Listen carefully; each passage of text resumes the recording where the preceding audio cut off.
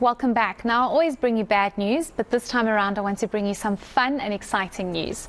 You know the weekend has come to an end when you see videos on social media from creative Bafana Mthembu. He showcases his fashion and outfits, but they're not just any outfits. They're inspired by his culture and heritage and influenced by amabhinca. Let's also not forget the Maskanti music for his videos. So what inspires his videos and what are his future plans? Bafana Mthembu joins me now in studio, but before we start the conversation, I want us to have a look at some of those videos.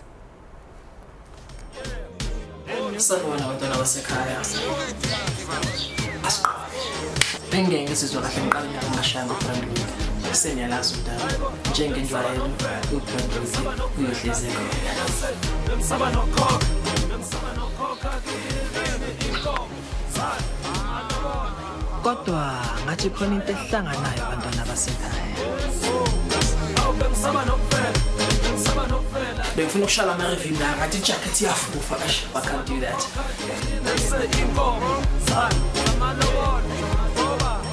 Ngikhiphe phela umgenqo khona kuzobonakala ukuthi hayi cha ngiyi-ghost in my own right.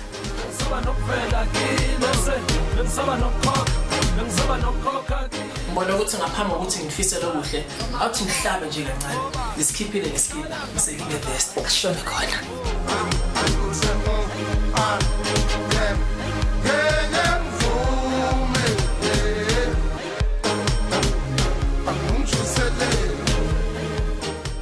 Ngiyamthanda abantwana basekhaya bakuthi uNkulunkulu angivikele kuzo zonke ingozi zalomhlaba anandisele lapho ngithatha khona.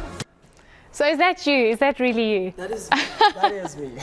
Thank you so much for joining us. We appreciate it. Thank you for having me. Let's just start off with what inspires you to start these videos. I know it's a different version of Get Ready With Me, but it's a very different version and very at home, like cultural and heritage based. I think what inspired me to start these videos was based on going online and not seeing a representation of our subcultures. When you go online, you see all people doing Get Ready With Me videos, and I think what they're doing is an amazing job. I think there's guys in South Africa who I actually look up to when I actually go on their social media platforms. But what I didn't see online was a representation of subcultures that are South African based, you know, like iKhotane, amabhinca, and the one that I actually loved the most and the one that I actually appreciated was amabhinca. And for me, when I started it was all about having to be authentic and actually representing that subculture. Why was it important to represent that culture? Because you speak about the fact that you weren't seeing it, and it's almost as though people, I wouldn't say shy away from their culture, but maybe they don't see it as cool or popular or important enough. Did you find the need to emphasize it because it's your culture, it's your heritage, and you felt as though that needs to be emphasized?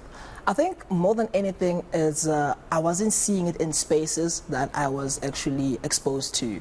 But now that I've actually studied the subculture, paying homage to the subculture and being online, now I'm being exposed to people actually taking pride in their heritage. So I think more than anything, people do take pride in their heritage. And for me, starting it, I was just not seeing in my spaces, but it was always been there. It was just not packaged in such a way that people would actually look at it and be like, oh, cool, that's a really cool subculture. But it's always been there. It's just not in those spaces that I have been exposed to. And for me, it was my job to actually be like, since I don't see it in my spaces, let me actually speak about it and own it. And it's been really well received. I'm not sure how many months you've been doing this for, but people go crazy when they see these videos, especially because you post them on a Sunday and everyone's like, oh my goodness, the weekend is over, it's reality again. But tell us about the work and effort that goes into this, especially because we're moving in a space where so much is being represented on social media.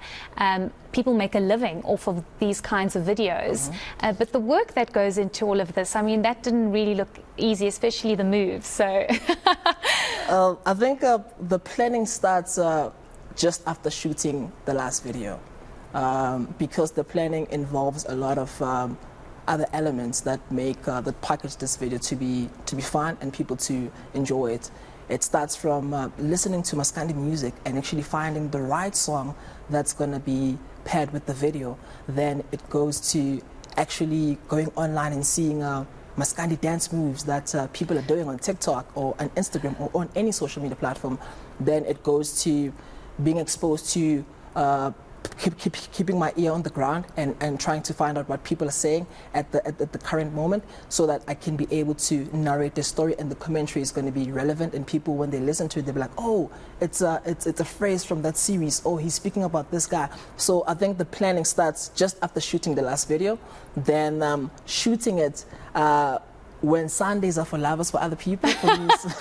For me, Sundays are just for us, and my Sundays are completely out because I always shoot it on a Sunday. So I wake up every morning and I just shoot. I spend like 2 to 3 hours to completely shoot it. Wow. And be like confident enough to post it online, because I think more than anything, it just has to excite me before I actually take it out to the public. Yeah. Maybe tell us what the future holds for you. I know that, if I'm not mistaken, you studied accounting. Yeah.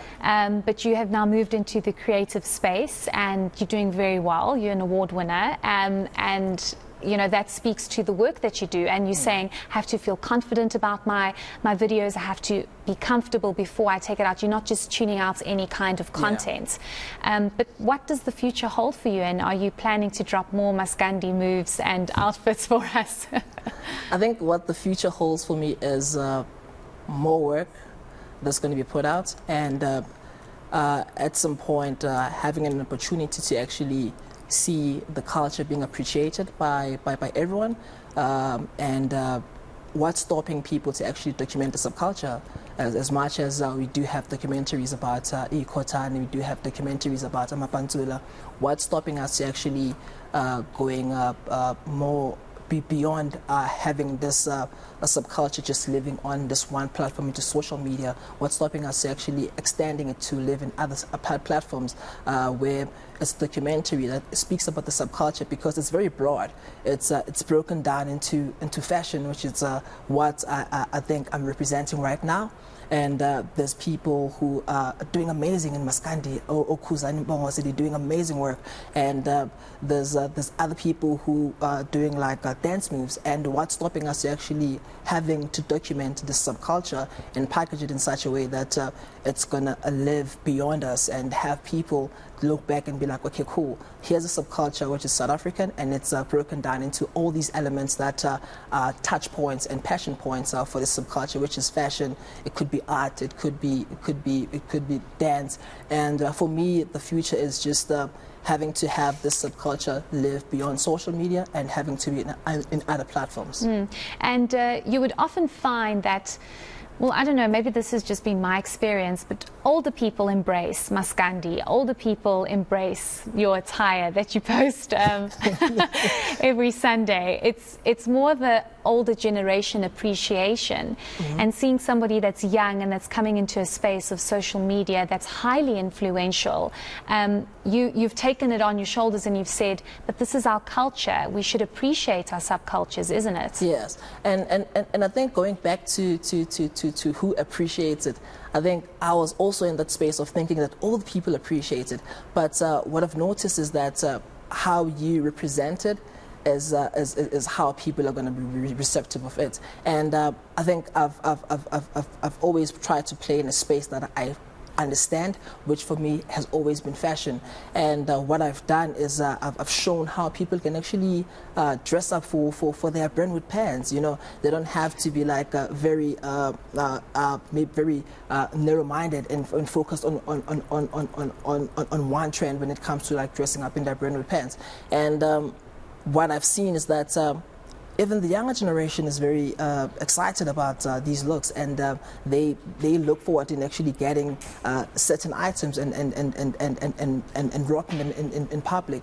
So it's just a matter of content not being in spaces that we are exposed to, and we tend to think that it's just being appreciated by a certain group.